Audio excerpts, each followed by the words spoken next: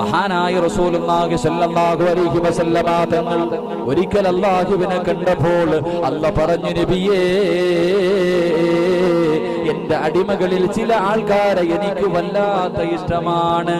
അവൻ എന്നെ ഓർക്കുന്നതിനേക്കാൾ ഞാൻ അവനെ ഓർക്കുന്നു നബിയേ.